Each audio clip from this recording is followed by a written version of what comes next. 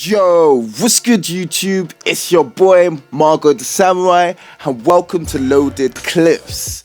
Now we're going to talk about the age-old debate of PSN versus live. Let's go.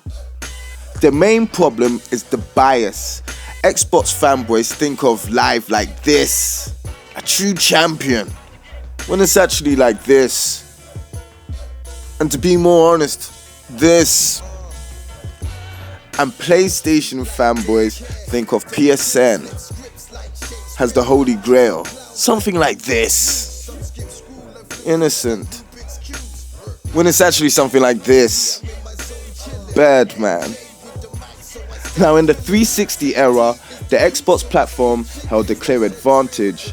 From achievements to the party system, game invites, live events, television, Microsoft were just on a roll.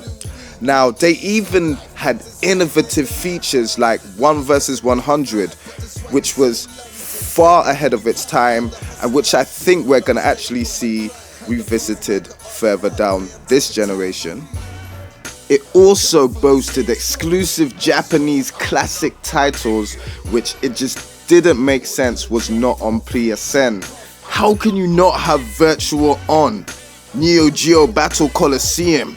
It was enough to make me vomit when I turned on my PlayStation. Absolutely just vomit. Fizzle. Get out of here.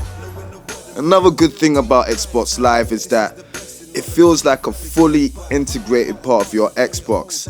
An Xbox which is connected to live feels completely different from one that's offline. It feels like another part of the console itself. I mean, sure you can have an offline Xbox, but something about it just doesn't feel right. It's like a chicken that's not seasoned properly.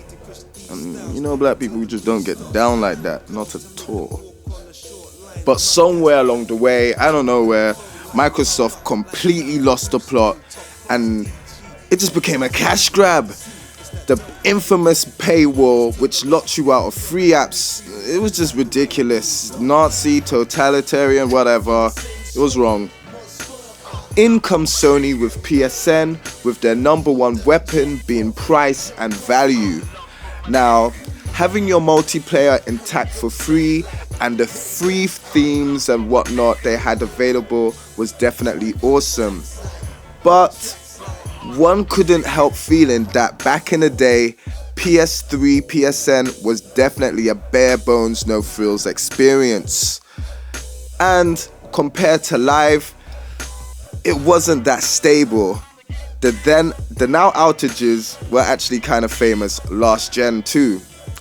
But Sony made up for that with features like the instant game collection, multiple ways to handle your downloads, video editing. Sony actually did begin to make up the ground. Now personally for me, in the PlayStation 3 era, I definitely reckon Sony dropped the ball.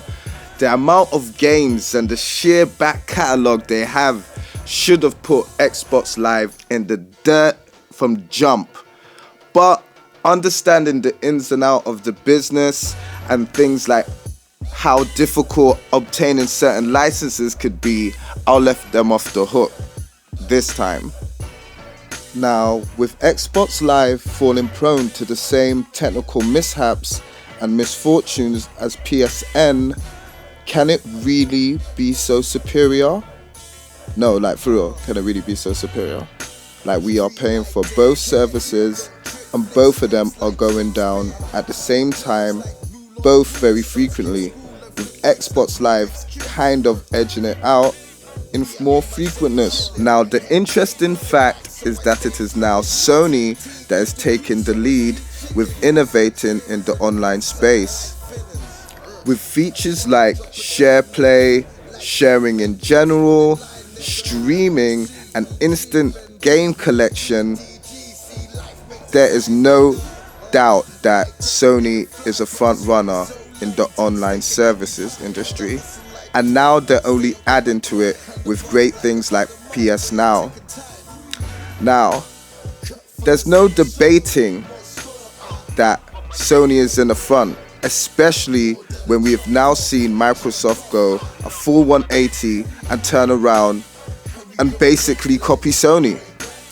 Now it's Microsoft that's playing catch up to Sony, and there's no way to hide that they do not have the immense back catalogue of retro titles that Sony do.